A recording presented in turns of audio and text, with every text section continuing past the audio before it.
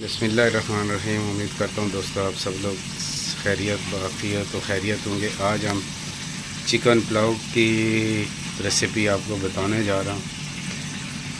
Chicken pulao کو تیار کرنے کے لیے ہم نے سب سے پہلے چکن کو آئل میں فرائی کیا ہے اور اس کے بعد پھر اس کے لیے مسالہ بنائیں گے اور آج چکن پلاؤ کی یہ ریسیپی آپ کے سامنے پیش کرنا ہے۔ یہ اس کے بعد اس میں ہم نے پیاز کو ڈالا، پیاز کو ڈال کے فرائی کریں گے۔ یہ مرغی ہماری فرائی ہو گئی ہے آئل میں۔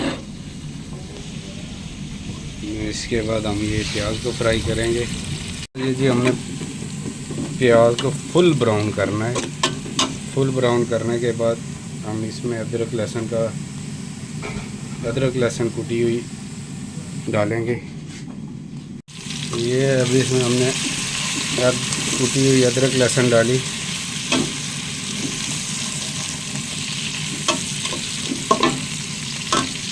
ادرک لہسن کے پیسٹ کے بعد ہم نے اس میں ٹماٹر جو لہسن ہے وہ ثابت لہسن ڈالے ہوئے ہیں۔ اس کو ہم اچھے سے مکس کریں گے اور گریوی تیار کریں گے۔ اس کے بعد یہ جو مرغی ہم نے یہ ہم نے مرغی اور اس کے لیے سالن تیار کر لیا ہے۔ اور ادھر یہ ہمارے پاس جی 2 گلاس چاول ہیں اور اس میں ہم نے 3 گلاس پانی ڈال کے یہ جو کہ ثابت مسالے ہیں یہ اس میں تھوڑے تھوڑے ڈال دیے ہیں حسب ذائقہ۔ یہ جو ہم نے سالن تیار کیا تھا وہ اس پانی میں مکس کر دیا ہے۔ اب اس کو بائل دینے تک بند کر کے ڈھکن کے ساتھ رکھیں گے۔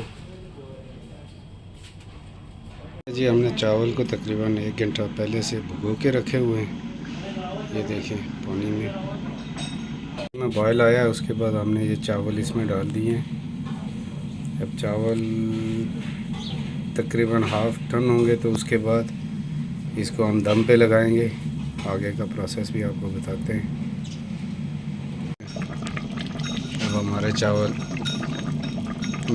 پکنے کے آخری مراحل میں، اس کے بعد ہم ان کو دم دیں گے۔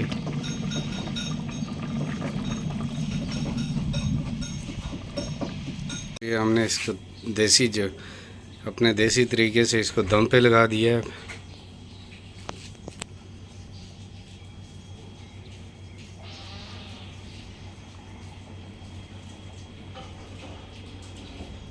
لگایا تھا، اس کو کھولیں گے،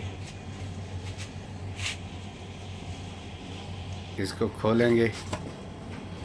بسم اللہ جی، یہ